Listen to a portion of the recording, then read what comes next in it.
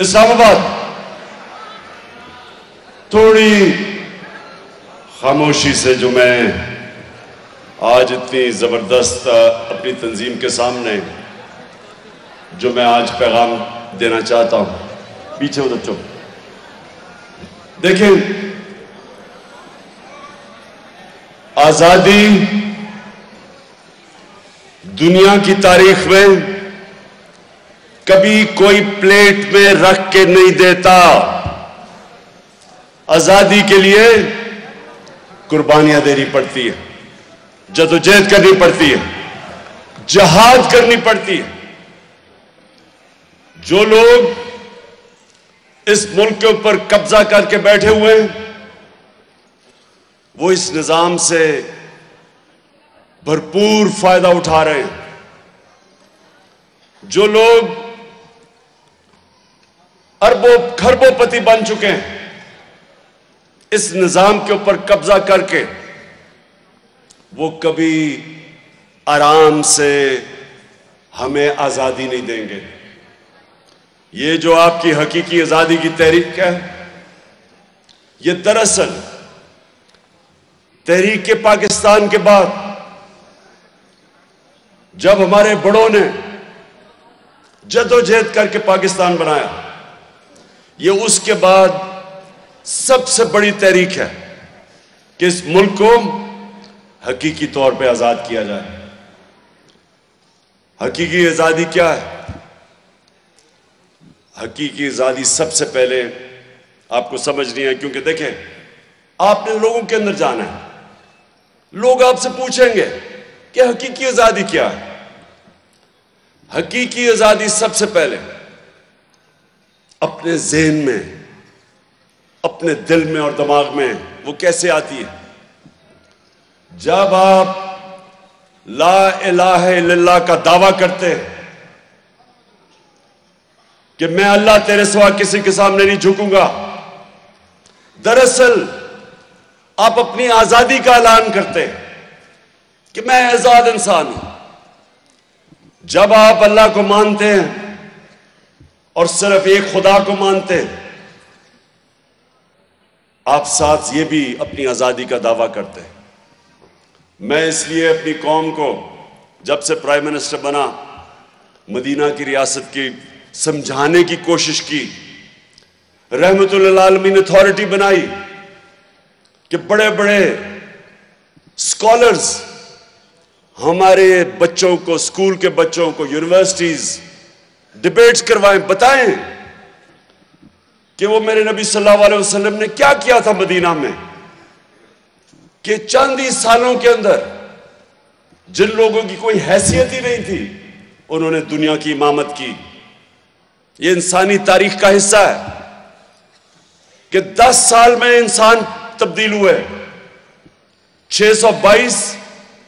سے 632. جب میرے نبی اس دنیا سے گئے 10 سالوں کے اندر وہ لوگ جو 2 سپر پاورز کے بیچ میں حیثیت ہی نہیں تھی ان کی، 10 سالوں کے اندر وہ تبدیل ہوئے.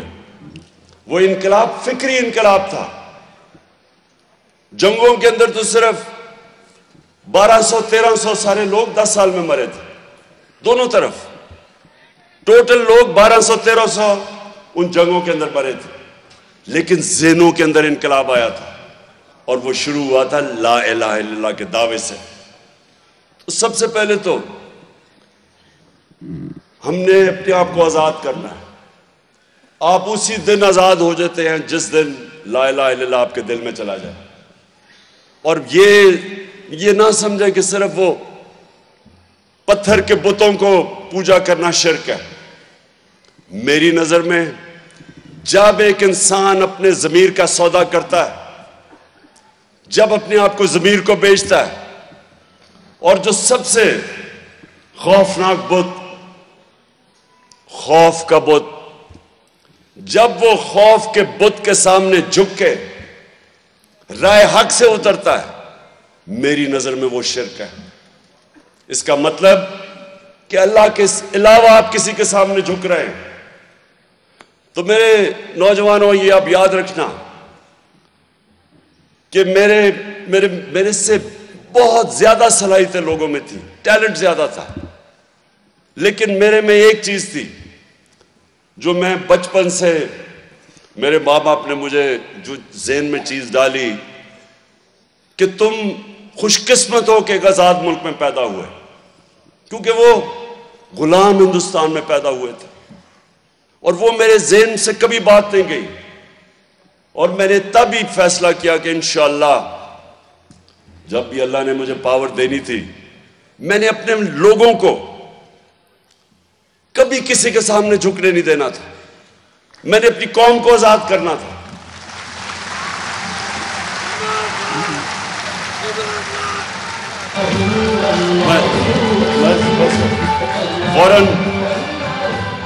فورن پالیسی،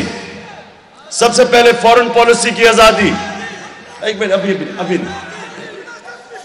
ابھی آئے گی انشاءاللہ، میں ابھی تمہاری جذبے کو ٹیسٹ کرنے والا ہوں، فکر نہ کرو،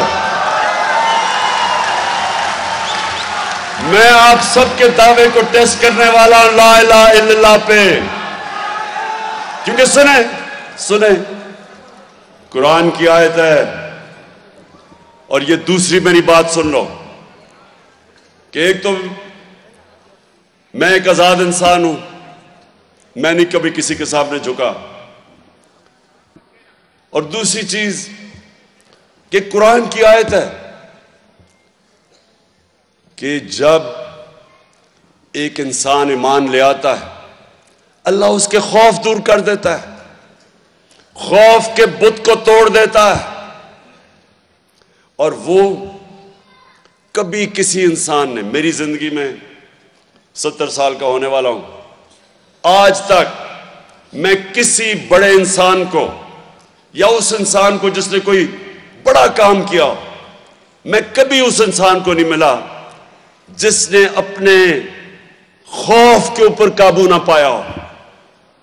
کبھی بزدل آدمی لیڈر نہیں بن سکتا،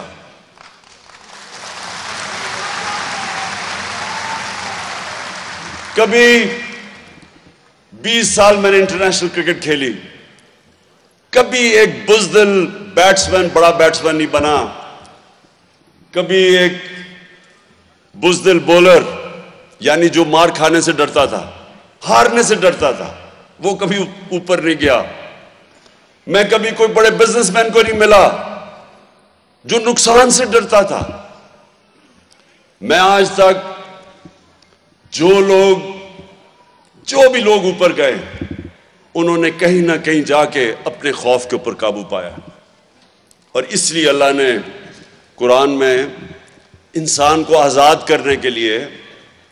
3 جو انسان کے سب سے بڑے خوف ہیں، مرنے کا،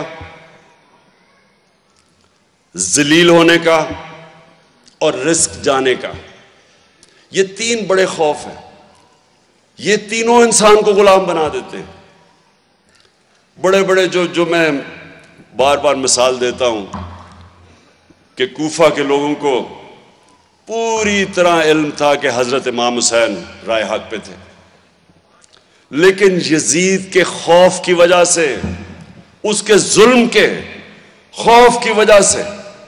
انہوں نے مسلمانوں کی تاریخ کا سب سے بڑی ٹریجڈی ہونے دی، سب سے بڑا سانحہ ہونے دیا، صرف اس لیے کہ وہ ڈر گئے۔